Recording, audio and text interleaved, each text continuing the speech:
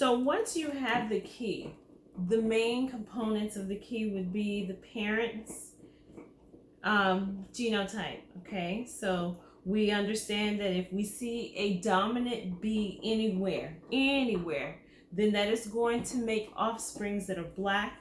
If we see two recessives, we're going to have offspring bunnies that are white. Right now, I'm just going to go ahead and draw the Punnett square. Whoa, okay. I'm going to draw the Punnett square, okay? So you definitely start off with your square. All right. Excuse my dog. She's chewing on a bone right now. Okay, so what we have is our Punnett square. Now, most of the time, when I think of the Punnett square, what I like to believe is, or what I tell myself in my own little head, is this is where both of mom's alleles are going to go. So remember, mom's alleles, she's got two. They're going to go at the top. And then I also like to think of this side down here on the side as dad's alleles. Okay? And so he has two. By alleles, what I'm talking about are the genes that they receive from their parents. Okay? The genetic codes that they receive from their parents, the alleles. Okay? So mom's pattern, remember, she's a female who's white and she's homozygous. So what I do is I put her alleles at the top. Okay? And the father's alleles I put on the side. Now it is time for me to perform the Punnett square. The reason why I want to perform this Punnett square is because I want to make sure that I am able to make predictions on the offspring. In making predictions of the offspring, it's important that you understand that this is offspring number 1, number 2, number 3, and offspring number 4. All right? Each offspring is worth 25% of 100.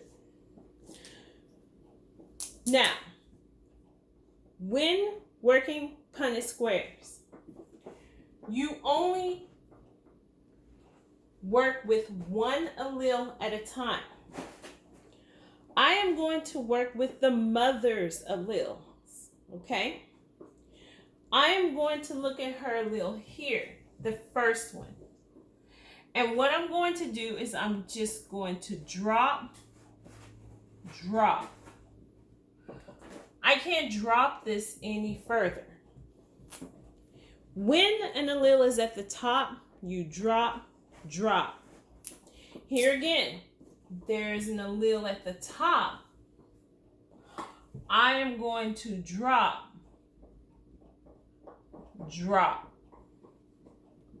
I cannot drop her alleles any further, okay? So therefore, I have done everything that I can do with mom's alleles. With dad's alleles, however, his alleles are located on the side.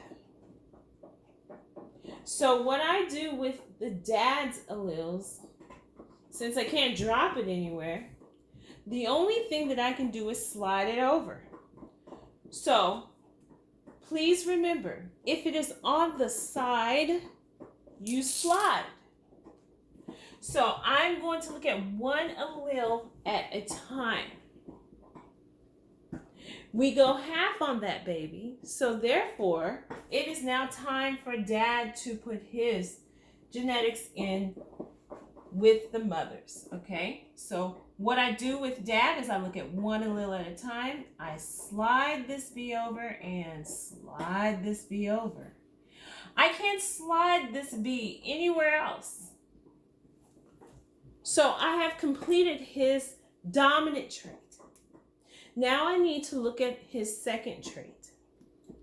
And what I will do with that trait is, or that allele is, because it's on the side, I am going to slide it over.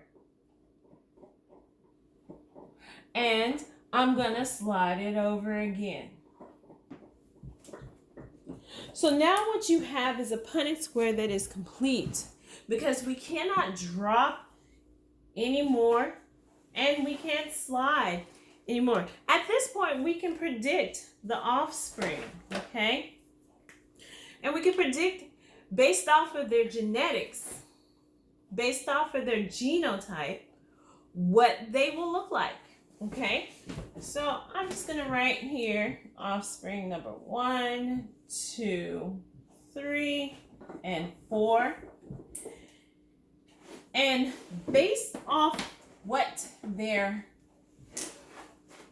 genotype says, offspring number 1 is going to be black because of that dominant allele. Offspring number 2 also has a dominant allele. So offspring number 2 is going to be black as well. Offspring number 3, I do not see a dominant allele anywhere. What I do see are 2 recessive alleles. And in our key, it stated that if we have 2 recessive alleles, we're going to see white. So these alleles are homozygous recessive. With homozygous recessive, homo means the same, and these are recessive traits. So therefore, we can see the recessive white. Offspring number 3 is going to be white. And making prediction for offspring number 4. Offspring number 4 also has 2 homozygous recessive alleles. So therefore, offspring number 4 is also going to be white. Now, if Miss Edwards, if I were to be asking you to give me the percentages of the offspring, what percentage would be black and which percentage would be white? If each and every one of these offspring was represented by 25%,